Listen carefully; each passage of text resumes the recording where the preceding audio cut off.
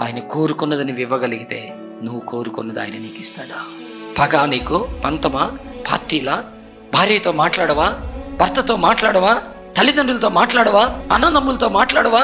ఎప్పుడో జరిగి నీ మనసులో పెట్టుకొని, ఎక్కడో జరిగి నీ మనసులో పెట్టుకొని, కొన్నిసార్లు నీకు ఆపాదించుకొని అది పగతో రగిలిపోతే అది ప్రేమ అవుతుందా? అది దేవుడు కోరుకున్న జీవితమేనా? యోసేపుకి చేసిన కీడు మామూలు కీడు కాదు. అన్నలో పగ పెంచుకున్నారు, ద్వేషాన్ని పెంచుకున్నారు, కసిని పెంచుకున్నారు.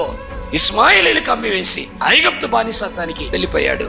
ఈ యోసేపు గుండె ఏమంటుందో తెలుసా? దేవుడు మన మేలు కోసమే పంపించాడు.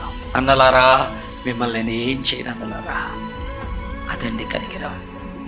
ఎవరైనా నీకు కీడు చేస్తే, ఎవరైనా నిన్ను గాయపరిస్తే వాళ్ళని ప్రేమించు, వాళ్ళని దీవించు. అదే దేవుడు కోరుకుంటుంది. ఆయన కోరుకున్నది నువ్వు ఇవ్వగలిగితే నువ్వు కోరుకున్నది ఆయన నీకు ఇస్తాడు.